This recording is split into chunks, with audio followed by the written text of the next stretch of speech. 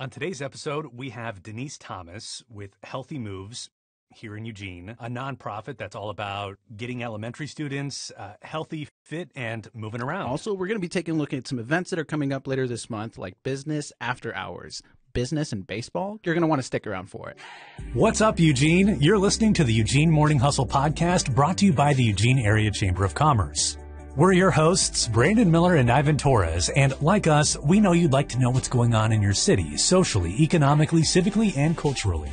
From events to guest interviews and professional and personal development tips, each week we bring you stories of local business owners, advocates, leaders, and everyday Eugenians sharing how they've strengthened their roots to reach a little deeper in our community and how you can too. Welcome to the podcast, Denise. Would you tell us a little bit about what Healthy Moves is? Healthy Moves is a nonprofit. We are local within Lane County, but we also like to go out into the rural communities, right? So Healthy Moves is a nonprofit that started because Mrs. Obama, when the Obamas were in the White House, started her national campaign called Let's Move. Let's Move is my personal fitness business. So I thought, interesting, and talked to someone, a lawyer, who said, well, they can use the name because you never trademarked it. So I thought, but he said, it's your name because you've had it since you started your business 1988 in New York. Show. Yeah, I can show, and I pay my taxes. Yeah. And so I thought, interesting. Then I thought, whoa, she's got a great campaign, what she's focused on, kids, obesity, moving. Decided to check out what was happening in our area, Eugene, Springfield. Come to find out we don't have full-time PE teachers. Being a fitness specialist, I thought that was a little perturbed because since when I was in elementary school, middle school, high school, had PE and had PE teachers. I thought, how come we don't have PE teachers? And then had to go back with some bonds that did not pass in Eugene. And I thought, well, how can I help? Being a fitness instructor, how can I go into elementary schools, offer my service? I've coached in basketball. I played volleyball, basketball, and track. This whole, how can I help? Went over to speak with George Russell, at the time was the superintendent for 4J, and he was like, great, right? He said, like, great idea. There's little things you need to do here and there. Went and talked with Colt Gale, who was a superintendent in Bethel, and he was like, well, we have this thing called artist in residence. Artists come in and give art to the students. And he said, you can create trainer in residence. Trainer in residence. Hire trainers, and actually volunteers. Had volunteers the first year and trained them under what Oregon Department of Education wanted. And we went into the Bethel School District and volunteered to teach PE in the PE classes with 3rd, 4th, and 5th graders. Those are the grades I was most comfortable with because I had done some work with kids sports. And so I did that, started, that's how Healthy Moves started. And then all of a sudden those 1st grade, 2nd grade teachers, well, how come we don't have you? So again, remember, they were volunteers. We don't have any money. We haven't established our 501c3 yet. So all of a sudden we start to find out there's funding that we can get, apply for. So we started, I started forming a board, started talking about getting our 501c3, found out that Oregon Department of Education actually has a professional development funding. So an organization can apply through ODE, get it, do the grant, and then be able to use that money and go in and help the classroom teachers who were the ones who are having to teach PE, take away their prep time so that they could teach PE. So that's where we were missing, right? Schools weren't going to pay for PE teachers.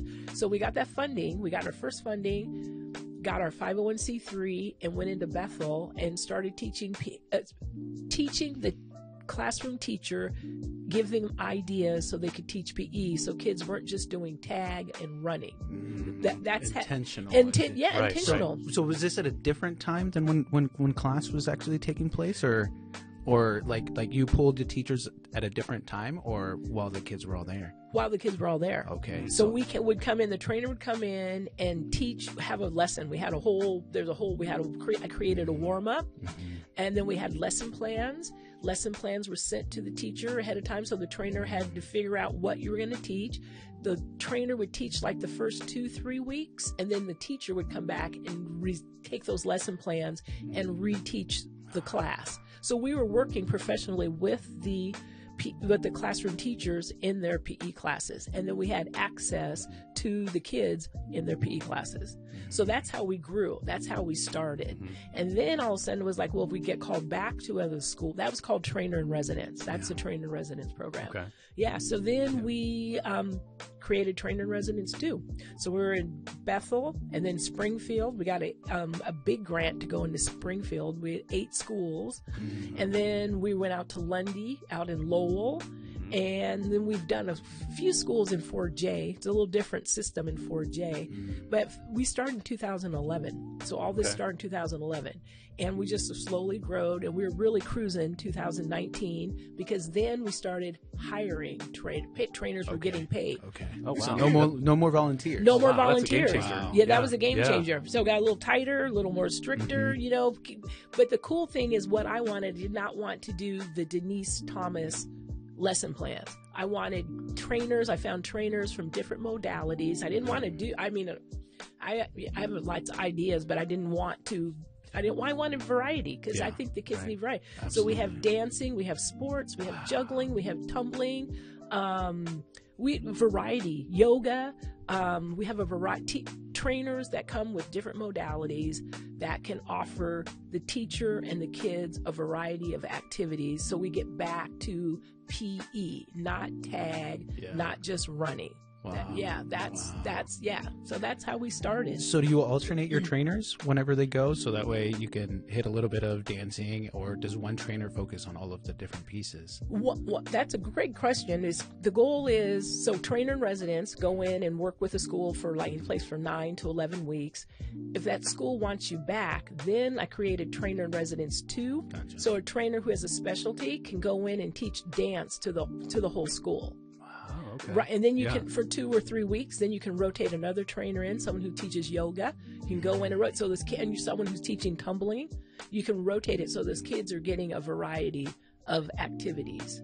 Wow, that's really neat. That keeps it absolutely interesting for sure for the kids, and not even for the kids too. Like the teachers as well get to kind of see the variety. Yeah, right? and maybe pick something that they really like to teach, because those lesson plans, they keep those lesson plans. Those lesson plans are sent to them and on a Sunday, and they can make a file. Oh, okay, so they can reuse that. They can reuse that. That's the goal. That's great. So year after year, what are you seeing from the schools as far as like that type of physical education, like those types of programs? Well, we also do assessments. Remember President Fitness Testing? Do you remember? You guys are younger than me. The President Fitness Testing, which is now called the Fitnessgram, we brought that back. Oh. We brought that back so that we can do some sit-ups, some push-ups, because you're getting tested in reading, math, and all that. So we used to do that in PE. Yeah. So we brought that back so the schools are able to use that, engage, and test kids how many and things have changed. Maybe you're not always doing push-up, they're doing the plank. So things have changed with the times. We're doing sit and reach. We're doing step-ups instead of the shuttle run, right? They're doing, we used to do the 10-minute walk and run. Yeah. Now they're doing this thing called the pacer, running. So we brought that in. So the schools are responding to that information. And plus, since COVID, kids were very sedentary. They're moving. They're wanting to get them back moving and get them engaged. And we all know if we physically move, it's better for us mentally. Yeah. And for kids, it gets their wiggles out. There's a principal, Charlie Jett, we say gets their wiggles out and gets their attention so then they can go and focus on their academics. Wow. So I'm curious about... I went on your website and you've got 9 programs, right? And those are some of the ones we're talking about right now. Correct. Could you run through just some of the others that you have there? One of our lovely ones that I'm really excited about is Jumpstart, the before school. So parents who are having to go to work are dropping their kids off at the school. The children are literally hanging outside the school. The schools can't let them in until 8 a.m. So school opens, kids have breakfast, Healthy Moves trainers are there. We shuttle them down to the gym, give them 30 minutes of variety of activities. Monday, Wednesday, locomotor days. Tuesday, Thursday are activities. We let them hula hoop, jump rope. So we try to mix it up, that type of thing. So jump start. We also have a PE recess. So one thing I haven't said is Oregon Department of Education would like kids to move 150 minutes a week. That's at least 30 minutes a day. That's not happening. It's not happening. And so we decided, let's create another activity. If we get the whole school to participate in the PE recess, which means we'll come in the morning, 9 to noon, that first recess for the kids, and 50 minutes. We create activities for them to do. Then that time can go towards 150 minutes. So we have a trainer in residence 2, jumpstart, PE recess, and then we classify our assessments because we have a team that could go into a district and do a whole assessment for kids in their PE classes. And then we have our community events. We have our community events that we participate in as well. What do those community events look like?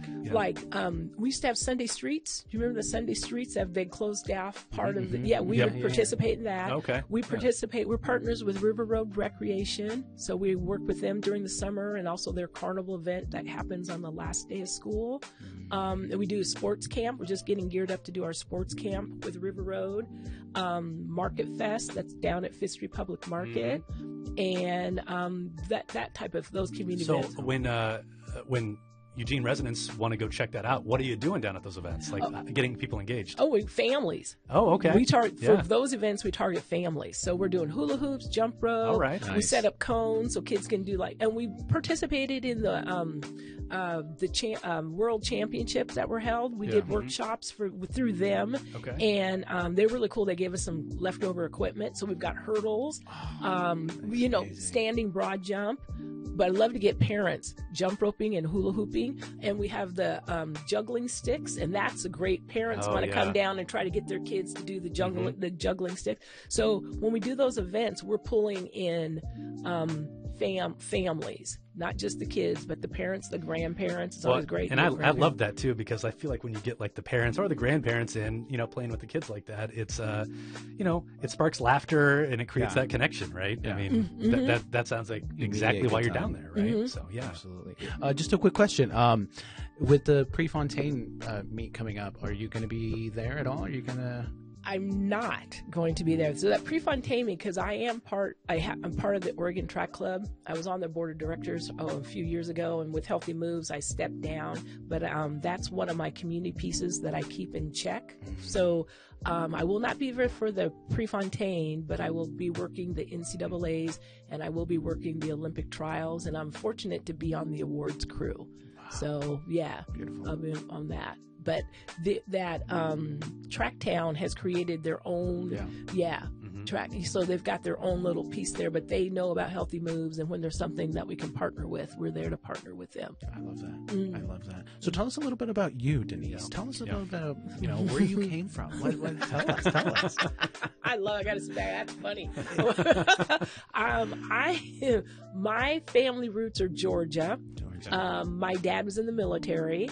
From Georgia, he got stationed. I'm one of 11, oldest of the second set of kids.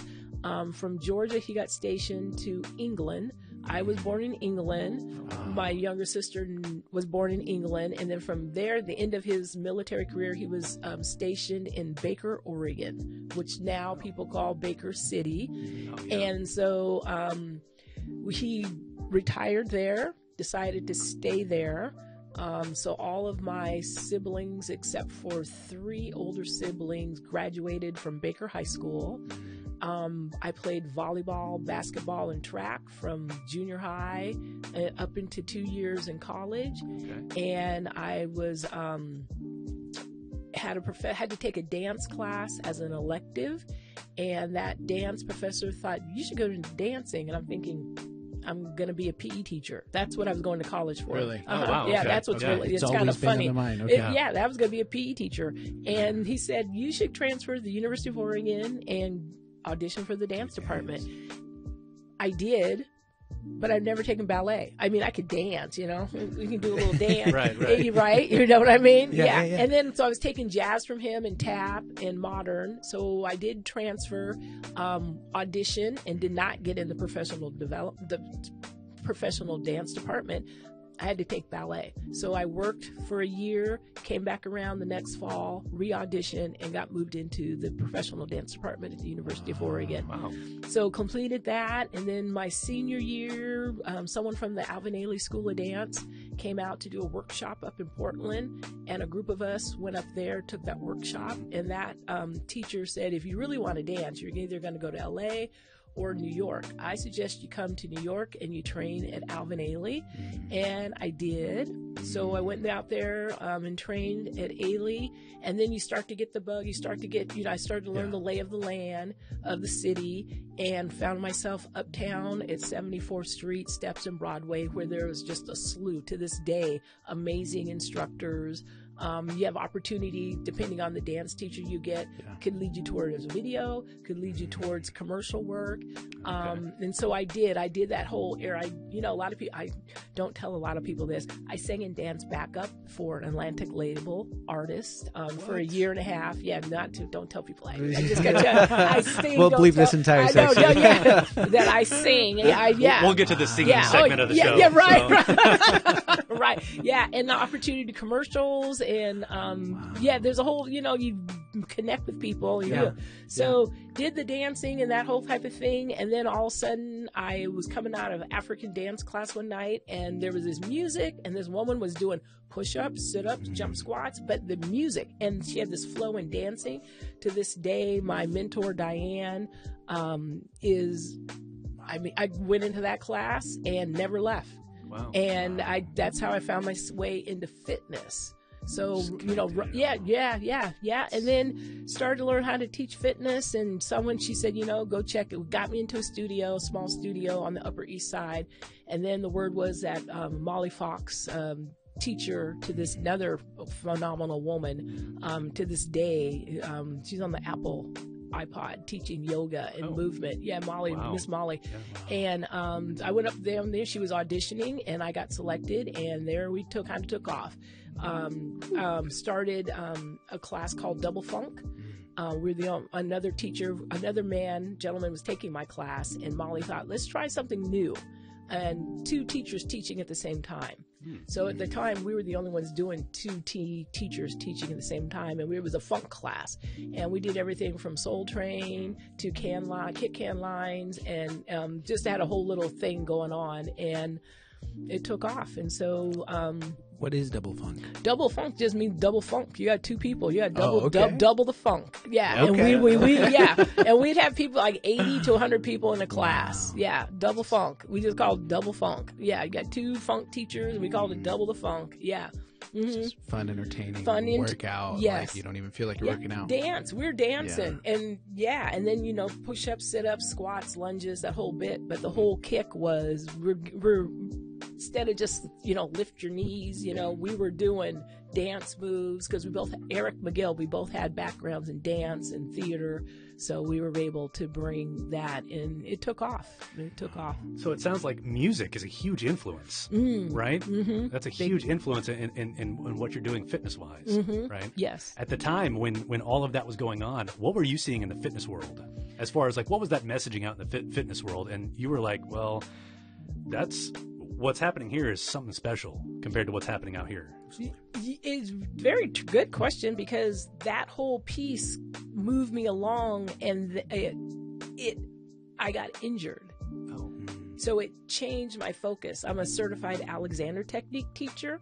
So it means your alignment, your balance, your breath. How do you carry your body? How do you inhibit yourself from falling into a slunken position? It teaches you. I immediately set up. I know. Sorry, both of you. Yeah. But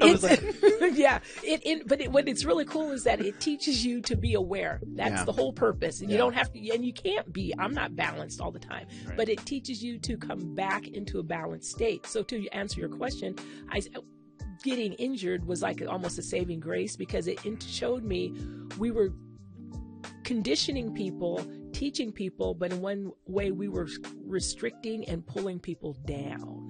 And this teaches you to lengthen and allow yourself to be up, feel your body, use your body, think about your body, allow yourself to be integrated and move and flow and feel. So that was my big change. And that was my big change that allowed me to start my own fitness business, Let's Move.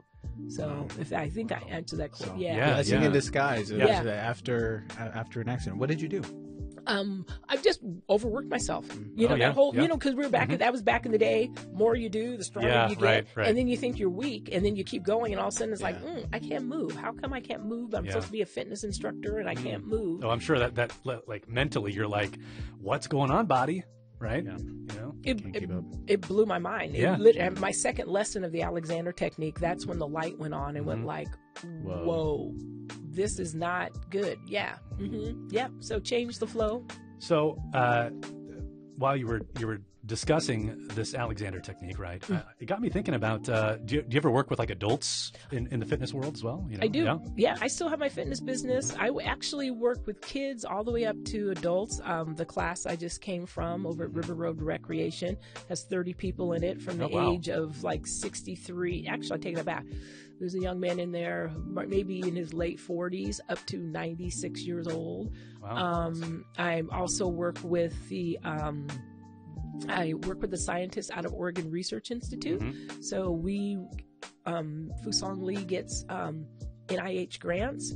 So I have adults, and I also work with people with Parkinson's, with Alzheimer's.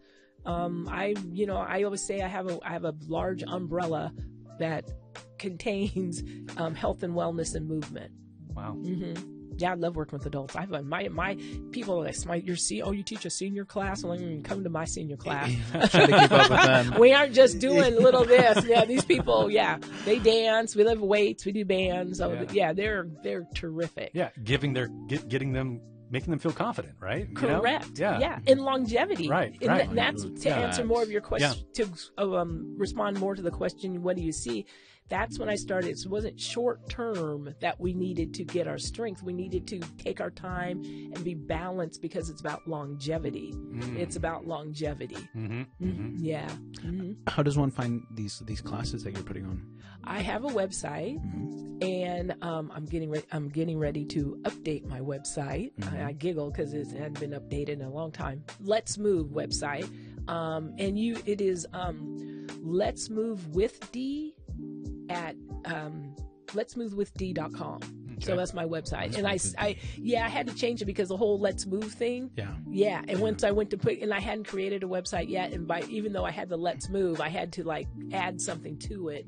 So it's called, you can get, www.letsmovewithdand, and the D's for Denise.com. That's my website. Yeah. www.letsmoveforddenise.com. Yeah. We'll put it in the show notes. Yeah. And then Healthy Moves is HMforkids.org. Okay. Yeah, very easy to remember on that. Yeah, absolutely. Cool. Yeah. But movement. I love, people should move, and you should move however you want. If you want to walk, you want to ride your bicycle, the key is to move. Find some stretching, find some strength work, find your core and breathe. But the key is to move. Whatever it takes you to move and be happy with and enjoy, we should move. Any recommendations for like a stay-at-home parent, something where you can't really get out of the house, just like a quick workout if I was, at the desk all day? It's really interesting. You have these great ideas, and they always say if you're thinking about something, someone else is thinking about it. Yeah. So you can use your home. You can do walking around from the bathroom to the kitchen to the living room. You can use your sink counter to do some push-ups. You can sit in your chair and squeeze your inner thighs together to work up, or you can even just pull your belly button in and release it, and pull it in again and release it to work and strengthen your core. Okay. Okay. I'll help you create something, or someone wants me to create something, I can do that. Yeah. Okay. Yeah. That's good. Well, Ivan has kids, so he was really wondering. Definitely. Yeah. Well, it's just, I'm always like, I'm going to wake up tomorrow at 6 a.m. and go to the gym. 7 a.m. comes around and I'm still in bed, and I'm just like, we'll try again tomorrow. Right. Simple push-ups. Simple push-ups. It's simple. Holding onto a bar and just pulling yourself up, or just holding on the bar and letting your legs and your torso lengthen down so that you can stretch. Yeah, simple. Yeah, stretching and even just yoga is a good place to start to get the blood flowing and get the body open and breathing. Because you don't gotta bust the move right away, especially if you haven't been busting a move. Yeah. Hey, have you ever worked with businesses at all? Like going into businesses, working with employees to, say, hey, you guys are all sitting at the desk. Let me show you some things you can do, so you can loosen up and not feel so stiff. Yes. Yeah. Pasta Plus was the company. I was their trainer for several years. There was a gentleman, the business is no longer, but I was their trainer for 10 years, went in and worked with the folks in the warehouse for 30 minutes. And then the next 30 minutes, the folks from the office staff came in and worked with. Yeah. I had a massage chair that I used to take to give little short minute, 6 minutes of the Alexander technique. And I created, and I'm going to mess up the name, but the business EA, the business, I should know that name, but I created a video down, we filmed at the Gordon, and it's through arts and business, and they make little videos, but I have a video where it's sitting at a desk and doing stretches and leg work and... Oh, wow. Very cool. Yeah. If you can find the video after, send it in, and we can. I think I have a card that you can. There's a code on that you could. I'll get you that. Yeah, that was fun. But yeah, I love. Yeah, that's what I mean. I have a big umbrella, health and wellness. I truly believe it helps us mentally and physically, that we move whatever level. Stimulate your mind. Love that. How are we doing on time there, Ivan? Just wanted to, before we dive into this next segment, which is... we got about 2 minutes. 2 minutes. Perfect. What would you say are some of the issues that you're seeing here in Eugene? As far as fitness and all that things, one thing is pertaining to healthy moves. Is that all right? Yeah. Is that there's this persona that we have full-time PE teachers, and what I'm finding out is we actually don't. And some districts might, but a couple of the districts that we're in don't. So, for instance, out at Lundy, they have hired Healthy Moves trainers to run their PE department. We go in, teachers assist with behavioral issues and that type of thing, but we actually are teaching their PE classes. Springfield School Districts has PE teachers, but they're not teaching 150 minutes a week, and also they rotate the PE classes, and that the PE teacher might sometimes teach reading, or the PE teacher might teach music. Yeah. I see. Or they might teach life skills. Yeah. So we not all districts have 100, full-time PE teachers. Has it been difficult for teachers to find time to add that to their schedules? Well, that's the thing. The classroom teachers use their prep time. So, for instance, we're at Maple, great principal, Maple Elementary, great PE teacher over there, but it's just that PE teacher is not teaching all PE classes. So if that makes sense, so there might be, say, a second grade class that'll have PE 1 week. They'll have PE once for a week, and then they'll roll the next week. They'll come back and might have PE 2 times. Wow! So they do this rotation. Interesting. Yes. Because I remember when I was a kid, it was like every day. I think it was like every day we had PE. Yeah. You saying that there's no PE teachers just kind of blows my mind. I don't know. I never thought that. So back when we started, no PE teachers. So they've brought PE teachers back, but they're not full time. Yeah. That if that makes sense. Yeah. What sort of resources are out there for parents to get their kids more active in and out of the school?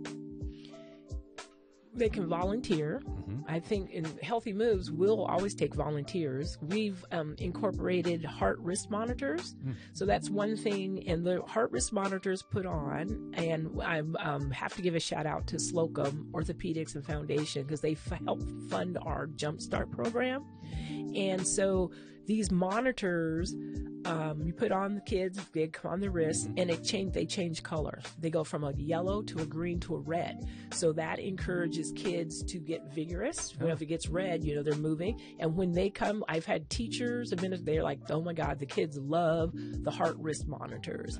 So that's something enticing to get them moving. But if parents can volunteer, we'll take volunteers to help with that program, because it's, we got to put them on them. We got to take them off them. They like to think they can, take them with them. We got to give those back. And also just our community, if you think about our community, there are a lot of activities. First of all, you can just take your child out and go for a walk, or you can take your child out and get on the bicycles if you're able to have bicycles. And there's organizations in our community that gives parents or give kids bicycles. And then a lot of the, and I'm just going to talk about kids sports, Boys and Girls Club, YMCA, River Road Recreation. Get your kids involved in those programs. And some of those programs have scholarships. Some of those organizations have scholarships so that parents can take their kids to those areas, those facilities, and get the kids involved. Because we participate in summer programs, outdoor programs, I think the simplest thing is take the family out for a walk.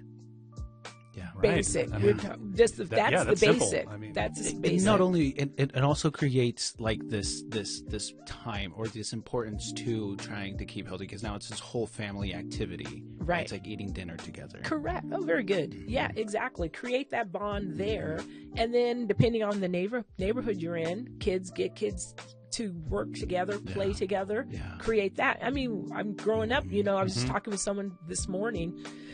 We didn't have to be told what to do. We knew when school was done, this is an opportunity to get out and get involved, play in the neighborhood. And then someone's mom would say dinner time, then all of a sudden the next mom dinner, and then until it was dark, and then you when the lights came the on. street lights. There you go. It is time to go. Exactly. So I think that's the simplest. But there's organizations in our town, and because Healthy Moves isn't brick and mortar, so we associate with all. That's one thing. Giving a shout out to these other organizations. We participate with them and try to do what we in Springfield. Same thing.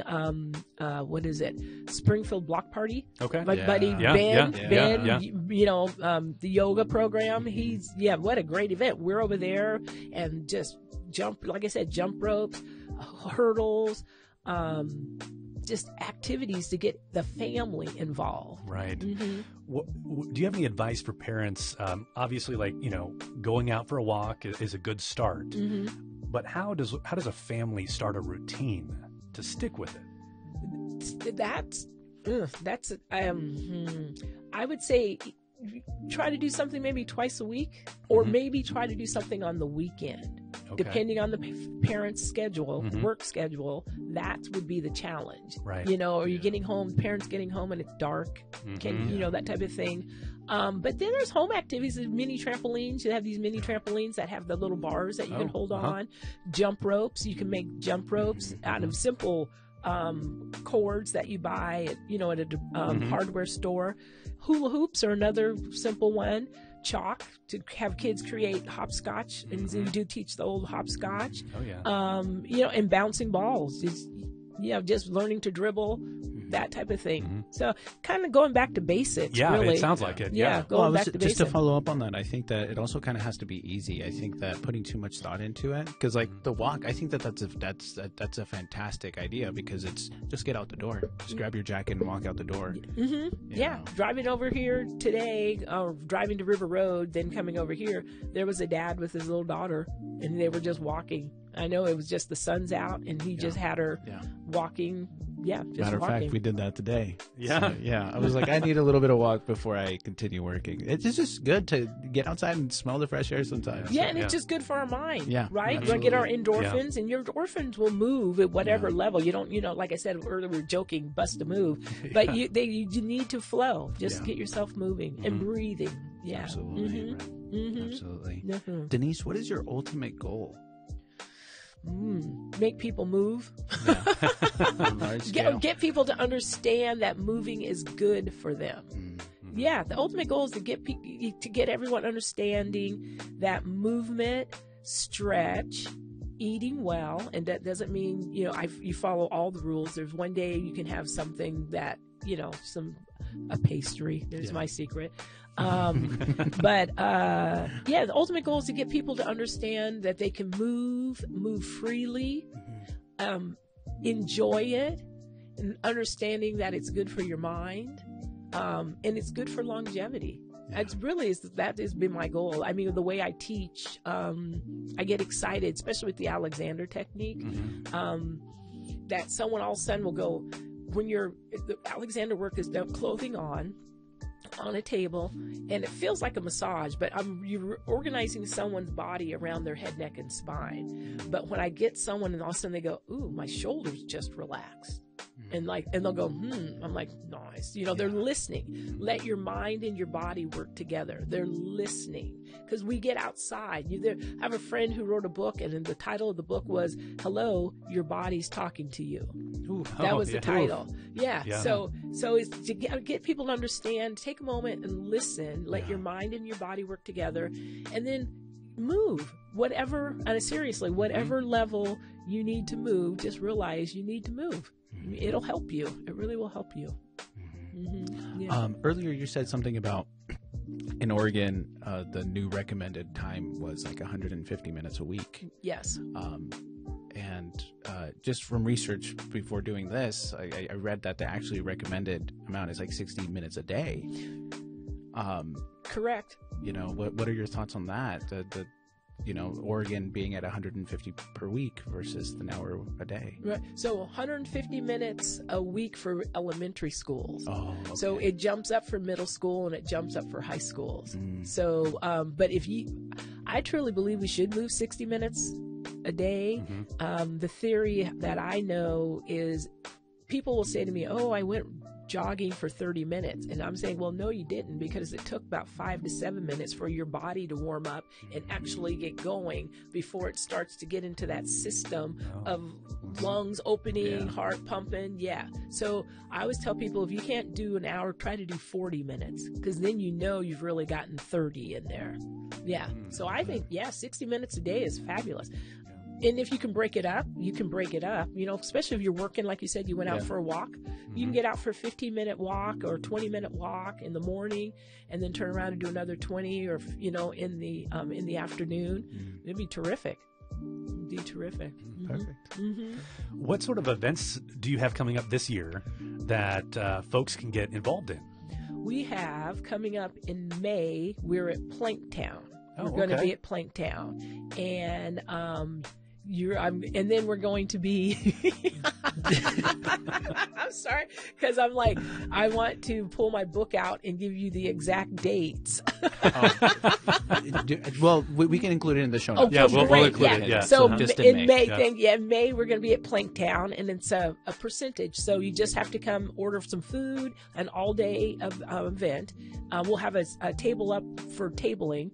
But we'll be at Planktown in May, and then in July we'll be at Oakshire's on a Wednesday. Oakshire Inspires, which they're great. That's another organization, a business that supports nonprofits. That'll be in July, and then we have our big annual fundraiser coming up in November, November 8th, Friday night. That's our Fall Fashion and Fitness fundraiser. We do it in the fall. But that's a biggie, and we haven't decided on our location yet, but it'll be raffle. The Oakshire will also have a raffle, and the Oakshire will also have a band. So that will have a band at the Oakshire Inspires. But the Fall Fashion and Fitness, dinner, raffles, games, our dessert auction. Storm Kennedy is our MC.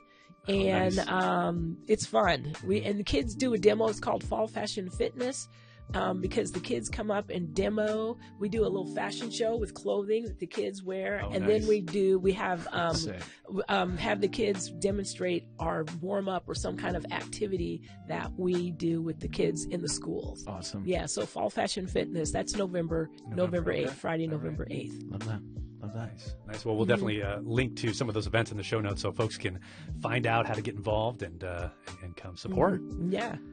Mm-hmm. So I've got a question that just popped into my head, and that is, when it comes to music and fitness, what kind of music just gets you going? I actually like all types of music. All types of music. But, Okay. Hey, it's but a good my answer. favorite, but my favorite is funk. Okay. Funk and yeah. soul. Funk and soul. Yeah. I like yeah. rock. I like blues. Yeah, Yeah. but really, it's funk. It's That's funk. Mm-hmm. Yep, it's funk. And if you double the funk, you know. Yeah. Nice. You remembered. Nice. Yeah. Yeah.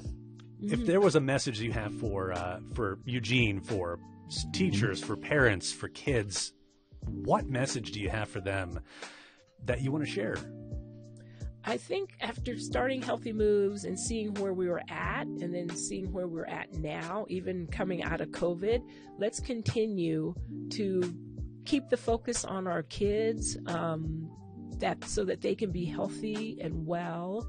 I always believe that Healthy Moves' goal is to go into a school, work with a classroom teacher, but have access to the kids so that we can get those kids moving, give them a variety, a modality of movement. But the key is to get them to understand as they leave elementary school, go to middle school, go to high school, to keep moving, because we know when they get out of high school, they're going to probably join some kind of a gym. Yeah. So if we can instill that information that physical movement is good for you, then we feel that we're going to create healthy young adults that can be active in our community. So that's our goal. We want to get them moving, understand physical movement is good, and carry it through your academic years, and then continue moving and being healthy and active when you get out of your high schools. Mm-hmm. Awesome. Yeah, great message, and definitely something that resonates with all of us. Every single one of us. Yay. So I keep getting all these questions towards the end in my head that just pop up, but that's you know, fine. We usually get them after they leave, so. I know, it's true. I'm like, we got to have them back because I got some more questions. Okay, so this is like a two-part question. Okay. So, and it's about misconceptions when it comes to moving and fitness, right? Mm-hmm. What is a common misconception that adults have, that parents have about fitness and moving? And the secondary question is, what misconception and myth do kids have about moving that prevents them from feeling like they're going to get anything out of it? That first sense of being tired means you're going to stop. If that makes sense. Mm-hmm. People get exhausted. Like yesterday, second grader, I created a relay. So we start on the scooters, and then you move. When you scoot to the cone, you get off the cone. I mean, you scoot, or you're in a scooter, scoot to the cones, get off the scooter, do jumping jacks. Then I set up 3 hurdles, 2 small hurdles, and then a higher hurdle. That whole sense, they run it through, right? It's a relay. So once you get off the scooter, the next person gets the scooter, they bring it back, scoot back, so it continues. The end of the day, this one little girl said, "Miss Denise, I'm exhausted." And to me, I was like, yay, because that means I've tapped into that excessive energy that you have. Absolutely. So I think with adults and kids is that little bit of pain. I don't like the pain, no gain motto, but there's going to be a little bit of work that you've got to do to give yourself the strength and the endurance to continue down the road, to strengthen yourself, to strengthen your heart, to strengthen your lungs, so then you can continue. And maybe someday you want to do a marathon. Mm-hmm. So you got to get past that mental piece that I can't, and then actually you really can. Yeah. Just be uncomfortable being a little bit uncomfortable. Right. Yeah. Ooh, right. Nice. Yeah. Just a little bit. Yeah, just a little bit. Just a little bit. Kind of knowing that that just because you're feeling a little bit of discomfort right now, it doesn't mean that it's going to keep happening, right? Correct. And that you're going to be able to push yourself a little more and a little further. Mm-hmm. And so it's just, it's kind of like what you talked about with the whole entire movement in and of itself, that it's the long game. Mm-hmm. It's not just about a short-term fix. No. And also I would add to that stretching. A lot of people want to stretch before you move, you got to be warmed up. You got to have the muscles a little bit warm before you do a stretch. And then you should always stretch after you do physical activity. So if it's just just a little lean to the side, calf stretch, a little lunge, you should always have some sort of a cool down. So you're saying you need to warm up before you stretch? Yes. Otherwise, you're cold and you can stretch and pull. I was just thinking about this. I was like, I feel like I've always been told, or at least what I remember, is that you stretch first, then you do the physical work. But you're saying do a little physical work, stretch, and then continue, and then cool down. Then cool down. Yeah. Yeah, because think about it, your muscles. No wonder are cold. I've been doing it wrong. No wonder it hurts. It hurts to stretch when you're cold stretching. Right. I'm serious. It No, hurts. that's what I mean. Right. Yeah. Right. Yeah. Like, oh, I can't touch my toes. No, you shouldn't be able to touch your toes yet because your muscles are tight, and we got to get them warm and get a little elastic. A little. Yeah. If our minds are blown right now, there is no Everybody doubt else out there. everyone else is like, no wonder. So as far as warming up, what would one do? Just like walk around, maybe do a couple of heel raises? Little heel raises, treading, hip, knee, ankle, feet, little shoulder rolls, gentle little rotations, which a lot of people would think of a twist, but call a rotation. You don't want to go too far to hurt your lower back. Little high knees, just enough to get you. Wow. Yeah. Yeah. That's funny. I'm like, all right, I'm about to get into the, sit on the bench, and I'm like, all of these. Wow. Yep. Yep. It's funny. All right, I'm just checking on time. We got about 10 minutes left. But do you have anything at the moment? No. No. Yeah. Okay, I've got this question that's again been on my mind just now. Beautiful. And see, this is what we do. We need to have like 2-hour interviews because it's like the first hour we're just getting going. So I want to talk about the obesity epidemic, which is really such a big issue. Not even right now, it has been. And some of the things that we've heard and seen in the media, things we hear from neighbors and friends and other family members about our children who may be obese in certain ways, and that we're not out to punish those children. We're not out to say that the parents are lazy. What is it? What are we trying to accomplish by raising awareness about the obesity epidemic and supporting rather than, attacking that issue? The children are dying. Their children are dying. My partner from Oregon Research Institute, Deb Johnson Shelton, was saying, let people know that children are dying. Diabetes, heart attacks, and mental issues. We have an issue. Yeah, little kids, kinder through third grade, kinder through fifth grade, or some of them are obese. And when you have a child that can't do a jog or skip around one time around the gym, that's an issue. That's an issue. Yeah. So, and of course, we don't want to punish, but it's just to make awareness, bring awareness to it. And not everyone's on the same economic scale. So healthy habits. I know schools will try to do healthy habits and hopefully and educate those kids on how to. I know I'll educate those kids on what to eat. I know the breakfasts that the schools that we're at, they're healthier. They are healthier, and lunches are healthier. But just to educate the parents and the child. You always get a kid turn around, they've got a lollipop. I'm like, where'd you put that? Where'd you go? I'm like, put it away because I'm going to take it and throw it in the garbage. To educate. I think that would be the biggest, is to educate. And to educate people about sugar. Yeah. It's not good. Inflammation. There's our cruel